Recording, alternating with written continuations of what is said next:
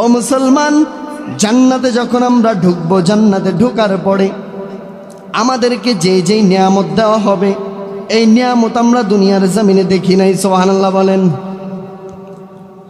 সবচাইতে বড় নিয়ামত, ওই নিয়ামতের মধ্যে একটা নিয়ামত আল্লাহ রাব্বুল আলামিন পয়গম্বর দাউদ নবীকে ডাক দিয়া বলবে, পয়গম্বর দাউদ রে, কোরআনুল কারীম থেকে জান্নাতের মেহমানদেরকে তেলাওয়াত করে শোনা।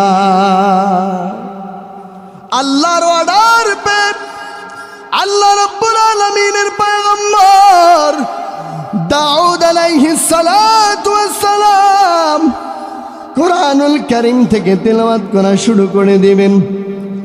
জান্নাতীরা দাউদ নবীর কণ্ঠে কোরআন তেলাওয়াত শুনে অবাক হয়ে যাবে, অবাক হয়ে যাবে।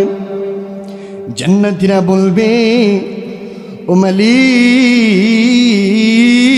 আমার আল্লাহ, এত সুন্দর তেলাওয়াত আমরা দুনিয়ার জমিনে শুনি না।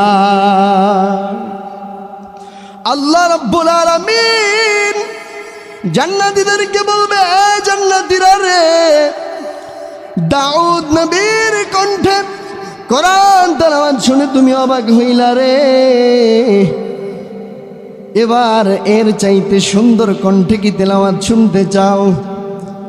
ও জান্নাতীরা, আজকে আমি আল্লাহ তোমাদের কোনো আশা পূরণ রাখবো না। সুবহানাল্লাহ।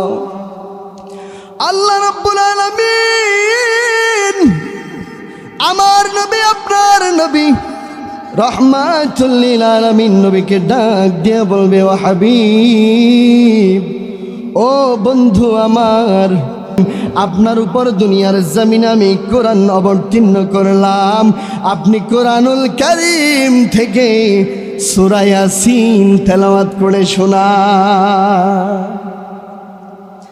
আমার নবী যখন পড়বে ইয়াসিন ওয়াল কুরআনিল হাকীম, জান্নাতীরা বলবে, মালিক, এত সুন্দর তেলাওয়াত আর শুনি নাই, এত মধুর তেলাওয়াত দুনিয়ার জমিনে আর শুনি না। ও রব্বুল আলামিন, দুনিয়ার জমিনে তো কত কত কোরআন তেলাওয়াত শুনলাম, কিন্তু এত মধুর কণ্ঠে কোরআন তেলাওয়াত শুনি না। আল্লাহ রাব্বুল আলামিন বলবে, জান্নাতীরা রে, ও জান্নাতীরা, এর চাইতে কি সুন্দর কোরআন তেলাওয়াত শুনতে চাও? জান্নাতীরা রে, আমি আল্লাহ তোদের কোনো ইচ্ছাও পূরণ রাখবো না। এই জান্নাতীরা, তোদেরকে আমি আল্লাহ রাব্বুল আলামিন নিজেই কোরআনুল কারীম থেকে সূরা আর রহমান তেলাওয়াত করে শোনাই। সুবহানাল্লাহ।